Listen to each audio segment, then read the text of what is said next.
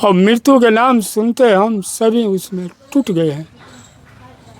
सबसे बड़ी बात तो ये है कि अभी के समय में इंसानियत नहीं रहा है, इंसानियत मर चुका है। नमस्कार, अभी हमारी मौजूदगी है महाराजगंज और महाराजगंज में बीते 2-3 दिन पहले दिन मंगलवार को एक घटना होती है, मुन्ना यादव हत्याकांड। और अभी तक आज चूँकि 4 दिन हो गया और अभी तक कोई गिरफ्तारी नहीं हुई। ये जगह है और यही वो दुकान है जिस दुकान में मुन्ना यादव बैठा करते थे और हमेशा की तरह उस दिन में बैठे हुए थे और अचानक 2 अपराधी आते हैं और गोली मार के और रफू चक्कर हो जाते हैं। स्थानीय लोग का जो आह्वान था, ये आह्वान महाराजगंज टाउन में पहुंचा और चक्का जाम हुआ। प्रशासन तो आई, FIR भी लिखा गया, लेकिन अभी तक गिरफ्तारी नहीं हुई। कहीं ना कहीं शासन प्रशासन पे सवाल खड़ा करता है।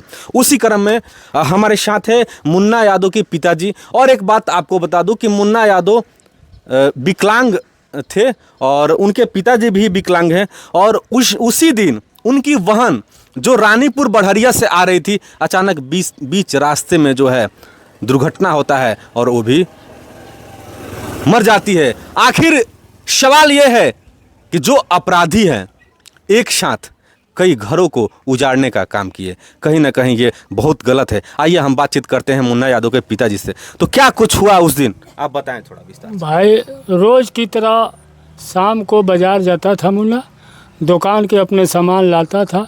लाने के बाद एक जगह बैठ के अपने 5-6 बच्चे को एक रसगुल्ला खिलाता था, माँ बाप को भी देता था। देने के बाद भी कहीं ना कहीं घर का बहुत प्यारा बच्चा था। हाँ, सबसे छोटा मेरा बच्चा था। सब एक साथ माँ को बोला कि माँ पानी ले आओ। तब तक ले गांव का 2 आदमी आया, मेन आदमी 2 आया, जो कि दिन रात उसके साथ में बैठता था। एक साथ में बैठ के खैनी खाना, पानी पीना, यानी कहीं ना कहीं उसके दोस्त कह सकते हैं। हाँ दोस्ती समझिए, गांव का ही। एक आदमी हाथ पानी धो के कैसे अपने कुर्सी पर जाके बैठा। उसी टाइम हम बाहर बैठे थे, आवाज़ आई पड़ाक, जैसे पड़ाक आवाज़ आई। मैंने उठते उठते देखा तो मैंने चिल्ला कर बोला कि बाबू दौड़ो, क्या हो गया रे, मुन्ना को क्या हो गया। गांव का पूरे टोले मोहल्ले का आदमी आकर उसको देखा, हॉस्पिटल ले गया। ये हॉस्पिटल में नहीं, उस हॉस्पिटल में घोषणा कर दिया कि मृत्यु हो गई। और मृत्यु के नाम सुनते हम सभी उसमें टूट गए हैं। और हम क्या कहें, और हमसे कुछ कहा नहीं जाता। प्रशासन से क्या उम्मीद है? प्रशासन से देखिए सर, प्रशासन जो करके दिखाए उसको प्रशासन कहते हैं। संतुष्ट है उनकी कार्रवाई से? अभी तक तो हम भी नहीं हैं, हम उनका परिवार भी नहीं है। करके दिखाए। आपकी बेटी भी कहीं ना कहीं? हमारी बेटी आ रही थी अपने रानीपुर गांव से भाई से देखने के लिए, वो भी तरवारा के आसपास में कहीं पिकअप ने धक्का मार दिया। वो भी एक साथ बेटा बेटी को खोए हैं, कहीं ना कहीं काफ़ी दर्द है आप। इसलिए हम और कुछ नहीं कर पाते। स्थानीय जनप्रतिनिधि जो है मदद कर रहे हैं कि नहीं आप? सब हमारे मदद कर रहे हैं। प्रशासन से क्या मांग है? गिरफ्तारी मांग यही है कि हमारे जिसको हत्या के आखिर बात क्या है और उसको जो सजा मिले, उसको स्वयं उसका परिवार ही नहीं इंसाफ करेगा। उसका जो क्या करना है नहीं करना है, उसका जो परिवार है मुन्ना यादव का, लालसा, वही वो भी विकलांग है।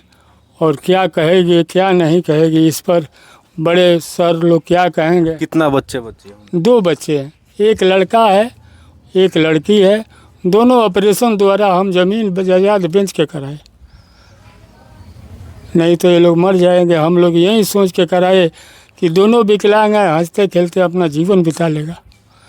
लेकिन भगवान ने यह बिताने नहीं दिया। भगवान भी कहीं ना कहीं नाइंसाफ़ी किए हैं नाइंसाफ़ी। और यहाँ धरातल पे समाज भी नाइंसाफ़ी। जी जी जी, मेन बात यही। गिरफ्तारी हो जल्द से जल्द। जल्दी सर, जितना जल्दी हो उतना जल्द, इसमें कहने की बात ही नहीं। चलिए, बहुत बहुत धन्यवाद। और इस कड़ी में हमारे साथ हैं शैलेश यादव जी, जो सिवान से हैं और यदुवंशी एकता संघ के अध्यक्ष हैं, और लगातार कई वर्षों से ये सोशल एक्टिविटी जैसे ब्लड डोनेशन करना, गरीब परिवार को मदद करना, ये लगातार इनका जो है टीम इस कार्य को करते आ रहा है। और यहाँ भी आया है, सिवान से करीब महाराज की दूरी 30 किलोमीटर है, ये लेकिन यहाँ भी ये मदद करने के लिए आए। तो क्या कुछ कहिएगा शैलेश जी? देखिए, एक अपाहिज व्यक्ति के साथ जो असहनीय घटना हुआ है, इस घटनाक्रम में हम और हमारे टीम यदुवंशी एकता संघ के सभी सदस्य इस पीड़ित परिवार के साथ समर्पित हैं और तब तक समर्पित रहने का काम करेंगे जब तक कि उन अपराधियों को मतलब पुलिस अपने चंगुल में ले करके न्यायिक न्याय दिलाने का काम नहीं करती है। तब तक हमारा टीम इस पीड़ित परिवार के साथ समर्पित रहने का कार्य करेगा।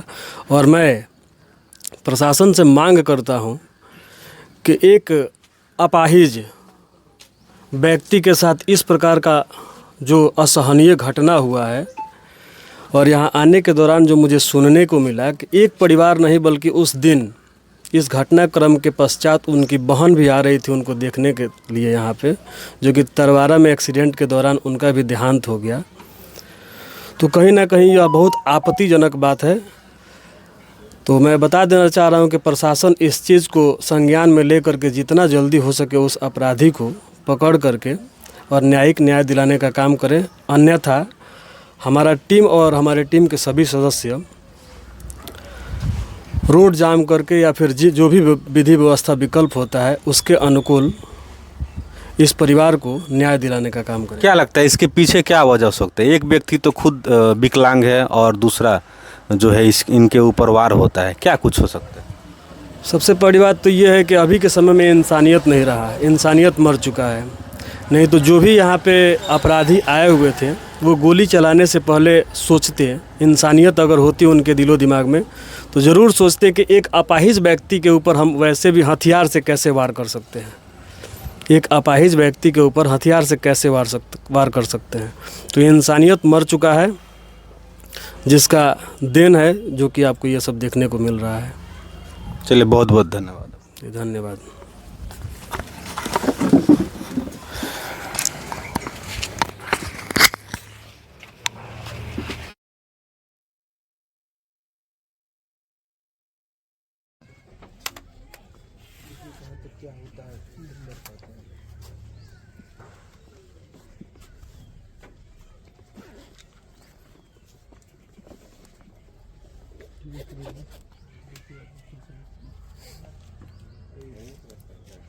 हाँ तेरे में जाते मेरा हो जाता भाई मैं तेरे घुमा पर मैंने तो